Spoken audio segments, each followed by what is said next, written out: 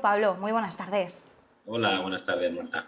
Bueno, Pablo, llevábamos una semana un poco de turbulencias con bueno, uno de los datos destacados que era el de inflación de Estados Unidos, conocíamos también el de Alemania, Francia, hoy protagonismo para el español. De todas formas, antes de ir a por esos datos macro y un poquito la reflexión o el mensaje que extraemos, ¿cómo estás viendo la sesión de hoy marcada por esas subidas?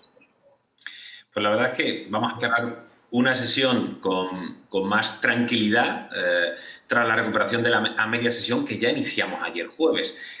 Toma de beneficios muy liviana, con una, yo diría, efímera subida de la volatilidad justificada por los malos datos de creación de empleo y de inflación en Estados Unidos, que se nos ha ido ya al 4,2% y que en alguna entrevista comentábamos las mentirijillas del señor Jerome Powell, porque se nos ha escapado muy por encima del 2% el objetivo de la Fed. Hemos pasado de hablar de la trampa de la liquidez keynesiana a, digamos, la curva de Phillips, ¿no? Entre digamos, la relación entre desempleo e inflación, y lo que esperamos que no ocurra es que no se plantee un escenario de estanflación, que sería el paro, el estancamiento, la inflación, porque el paro, bueno, está ahí, y si hay una menor creación de empleo puede haber algunos negativos que lo mencionen. La inflación, desde luego, está ahí y está para quedarse, aunque tengamos una ligera revisión a la baja, previsiblemente después de ese impulso fiscal, y el estancamiento, que es el que, por favor, que no nos llegue, porque entonces sí que sería un escenario más negativo. Al final los riesgos, Marta, siguen estando la renta fija, siguen estando las criptomonedas. Estamos teniendo una rotación sectorial en Divacon Safavaro. Hemos apostado, como sabéis, desde hace tiempo por sectores más procíclicos, metales, minas, financieras, bancos, seguros, materiales de construcción, el sector lujo, pero hay que destacar que esta semana hemos tenido una buena evolución, y yo diría que hasta 2-3 semanas de alimentación, de bebidas, de retail, con Inditex a la cabeza, y con un euro que se nos ha ido ya pues, a niveles de 1,2143. Y lo más destacado, por supuesto, son los bonos. La caída de los precios de los bonos ha sido extraordinaria, y de ahí esa recomendación que hacíamos en Negocios Televisión de ese corto apalancado del boom para pues jugar al incremento de la rentabilidad de los tipos largos que de manera indefectible se está produciendo. Pero lo más positivo de todo, de esta lectura, es que ha sido una toma de beneficios bastante ligera.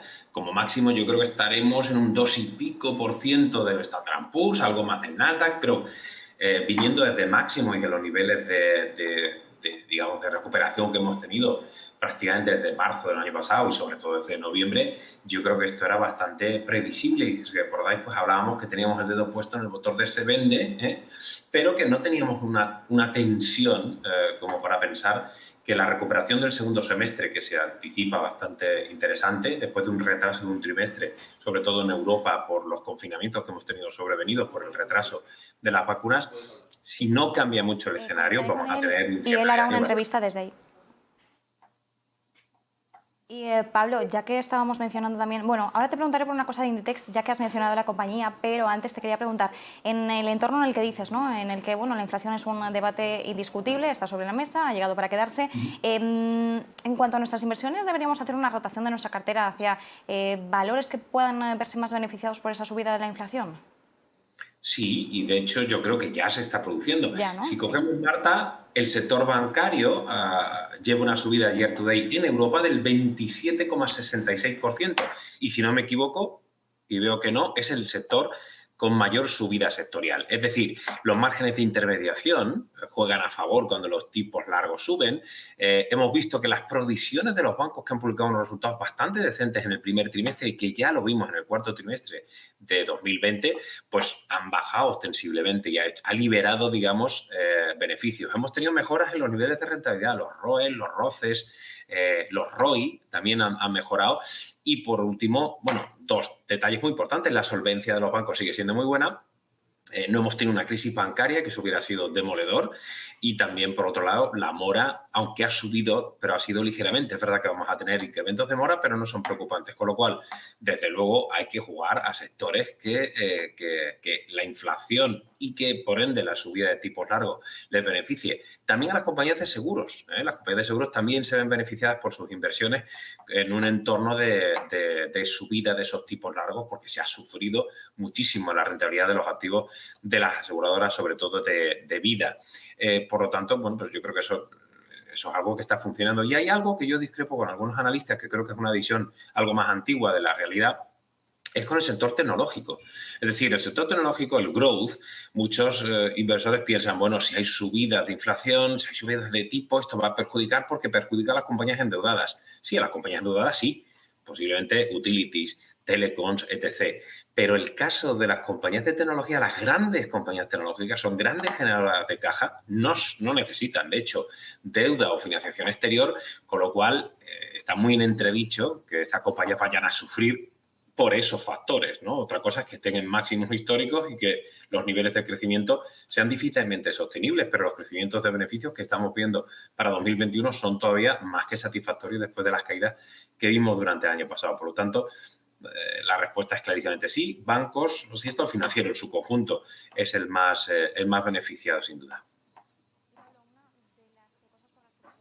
Respecto a Inditex, ya que las he mencionado, se me ha encendido la bombillita porque bueno, estamos hablando mucho de la reestructuración que están haciendo los bancos, ¿no? Tenemos ahora mismo algunos ERE sobre la mesa en el caso de CaixaBank, en el caso de BBVA bueno, Orange anunciando despidos en su división española y ayer por la tarde conocíamos una noticia de Inditex que no sé hasta qué punto ha pasado desapercibida, pero Inditex anunciaba ayer por la tarde el cierre de 56 tiendas con la diferencia de que va a reestructurar, no sé si a la totalidad de los empleados, pero sí a gran parte los va a recolocar, digamos que está haciendo una apuesta en medio de la transformación digital de bueno, cerrar aquellas tiendas que sean más pequeñas y por tanto que no están generando tantas ventas. Al final hablamos de una atracción hacia lo online y no una decadencia total de la tienda física, pero bueno, hay que gestionarlo de alguna forma, el hecho de que quizás no hay tanta gente ya que vaya y menos en crisis sanitaria.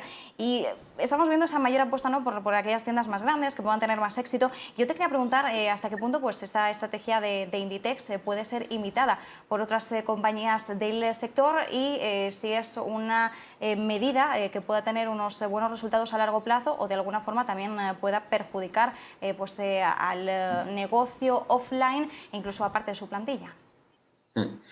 Para empezar, y aunque le moleste al señor Pablo Iglesias, esos 56 establecimientos que se van a cerrar en España entre junio y agosto, con una reubicación de 475 empleados, van a ser a otras tiendas del grupo. Es decir, el señor Amancio Ortega no va a destruir empleo, sino que encima, que podría haberlo hecho perfectamente, ¿no?, por hacer un ajuste de plantilla, no lo va a hacer y va a llevarlo a otras tiendas del grupo, con lo cual insisto que aunque le pese al malogrado político de Podemos, Inditex seguirá creando empleo y manteniéndolo en este caso. Esa medida es totalmente razonable. Vamos a tener un cambio, yo creo que ya lo estamos teniendo, en cuanto al teletrabajo y en cuanto a nuestra forma de comprar. Lo hemos visto en las malas cifras que todavía tenemos en los centros comerciales. Es verdad que el desconfinamiento va a hacer que vayamos a los centros comerciales, pero como yo a veces digo en broma, ¿no?, vamos a ver el verano lleno de señores aprovechando el aire acondicionado gratuito y sin bolsas en las manos. Y yo, tonterías así, pues me fijo y veo que en los centros comerciales la gente cada vez compra menos. Por lo tanto, eso antes incluso del COVID estaba ocurriendo. ¿Qué está haciendo Inditex? Concentrar sus tiendas en hacer tiendas más emblemáticas, más grandes, como las que tiene la Gran Vía, etc., y potenciando el canal online, porque el canal online ya Pablo Isla lo hizo de una forma, como siempre, pionera dentro de su sector, más que Gap, que H&M, que cualquier otra marca comparable, ha ido expandiendo su negocio online. Es decir, esta tendencia de potenciar las ventas online, reducir el número de tiendas y hacerlas más grandes en metros cuadrados, esto no solo es por la pandemia. La pandemia, desde mi punto de vista, lo ha potenciado, pero eso ya se inició antes de la llegada del COVID. Inditex, además, lo está haciendo especialmente bien, es una fantástica compañía. La tenemos en Viva Consol Favario en comprar, con un precio objetivo que todavía nos da un potencial de en torno al 15-20% y con un momentum envidiable, ¿no? Por lo tanto, bueno, pues es una gran compañía, es uno de los sectores que nos ha sorprendido, como comentamos al principio, junto con la alimentación y bebidas, el sector retail o special retailing lo está haciendo especialmente bien y, como no, la compañía gallega siempre como adalid dentro de su sector. Protagonistas en el lado empresarial, hoy indiscutiblemente tenemos que mirar a Walt Disney, gigante del entretenimiento, publicando sus cuentas en Estados Unidos con caídas que ya están rozando el 4%, la veíamos con caídas también en pre-market y bueno, pues estamos viendo que la andanza está siendo más o menos en esas vías, ¿no?, en el tono negativo. Pablo, ¿con qué te quedas realmente de las cuentas? Porque al final estamos viendo que las plataformas de streaming, el mercado está algo tiquismiquis, ¿no? Por así decirlo, con ellas, en el sentido de mirar con lupa los millones de suscriptores o el crecimiento en esa palanca que estén registrando. Lo veíamos con Netflix, lo estamos viendo con Walt Disney y bueno, con su plataforma Disney Plus. Claro, tenemos que entender que el contexto en el año 2021 no es ni mucho menos, ni la perspectiva es igual a 2020. Al final, el año pasado estábamos confinados y era uno de, de nuestros tótems del entretenimiento, ¿no? El tirar de las plataformas de streaming. Pero bueno, ahora que ya estamos empezando a vislumbrar un poquito la luz al final del túnel, pues es lógico, y yo creo que el mercado también debería tener algo más descontado ese escenario, que bueno, pues que quizás ahora mismo el momento suscripción pues no es ahora, ¿no? Yo creo, Marta, que estamos teniendo un error desde mi punto de vista de debemos mirar más a medio plazo. Por ejemplo, yo comparaba en algún artículo a Amazon. Es decir, el corto plazo puede hacer lo que sea, pero digamos, el buen hacer de Amazon es extraordinario antes, durante y después de la pandemia. El tema de las plataformas de pay-per-view, el tema de las plataformas de suscripción, no va a cambiar. Y lo que también, como hemos hablado con el retail y las tiendas online, lo que va a hacer es, obviamente, el confinamiento ha potenciado que nos metamos en HBO, que nos metamos en Netflix o que nos metamos en Walt Disney. Es verdad que en el caso de Netflix es la única compañía que cuando queremos comprar compañías de streaming la tienes aislada y vas a un pool player. En el caso de Disney y HBO es distinto porque son grandes compañías, grandes conglomerados que estás comprando también otras actividades. Y que en el caso de los resultados de Walt Disney que comentabas ayer, los resultados del 2T fiscal después del cierre, es cierto que lo que llamamos los Parks Experience and Product, es decir, los parques temáticos, pues podemos imaginar que las cifras han sido un desastre. Pérdidas operativas de 406 millones de dólares, con lo cual esa parte no ha ido bien y ha sido una división también peor de lo previsto. Y en cuanto a Disney Plus, había unas esperanzas y unas ilusiones extraordinarias. Desde mi punto de vista, las cifras son muy buenas, pero han quedado ligeramente por debajo de lo previsto.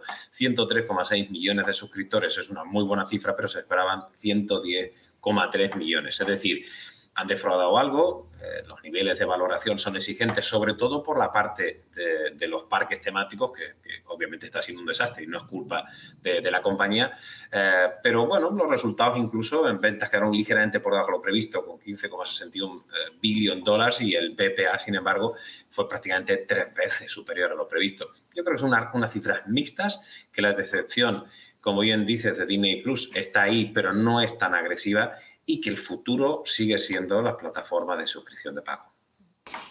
Y Pablo, ya una última cuestión. Bueno, comentábamos el dato de inflación que conocíamos esta semana en Estados Unidos. Hoy, de todas formas, también hemos tenido el dato de ventas minoristas en la principal potencia económica del mundo. Hemos visto que se ha mantenido sin cambios a lo largo del mes pasado, después de haber experimentado un aumento revisado al alza del 10,7%. Yo te quería preguntar hasta qué punto nos tenemos que tomar de una forma, no sé si más optimista o más pesimista cada uno de estos datos que vamos recibiendo en un contexto en el que seguimos un poquito a merced de lo que decidan los bancos centrales, estamos a merced de catalizadores como la campaña de vacunación.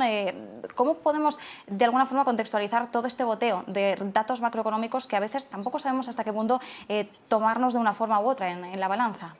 Yo creo que tu pregunta es muy buena, porque los datos que hemos conocido desde el viernes pasado, con el muy mal dato de creación de empleo, con el dato de inflación el 4,6%, hoy comentas las ventas retail 0%, pero ojo, el dato anterior revisado es del más 10,7%, y la producción industrial mes a mes 0,7%, cuando el dato anterior revisado al alza 2,4%. Es decir, la economía norteamericana se ha tomado un respiro. Se ha tomado un respiro porque tuvimos un impacto de esas medidas fiscales, un optimismo, como siempre, el americano es bastante de picos, ¿no? de euforia, y lo que hemos visto es que, bueno, que todavía las cosas van a ir más poco a poco. Entonces, eso lo hemos tenido en Europa, pero durante un trimestre.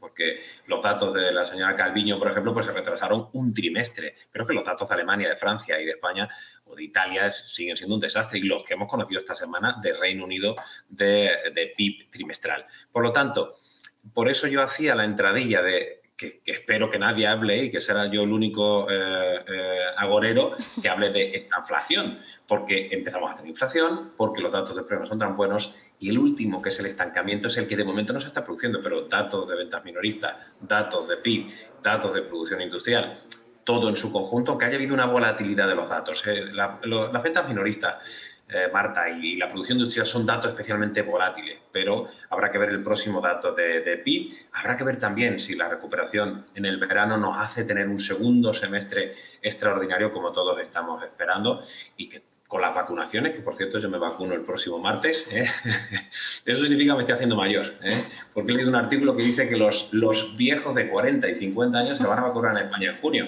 Yo me he echado a temblar cuando he escuchado eso.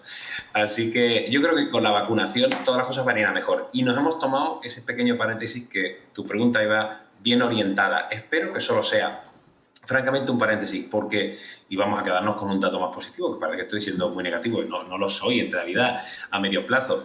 Los datos de crecimiento de beneficios están siendo en Europa y en el conjunto del mundo extraordinarios. La recuperación está siendo, yo diría que muy potente. Nos quedamos con el dato, más 53,5% está esperando Divacons Alpha Value, la recuperación de los beneficios por acción en 2021 después de un menos 35,8% el año pasado. Por lo tanto, datos para el optimismo y también esa buena recepción del mercado desde mitad de ayer y hoy de recuperación de niveles. Entra dinero cada vez que caen los mercados y eso es lo que da soporte a esa visión más procíclica y ese segundo semestre que va a ser fantástico.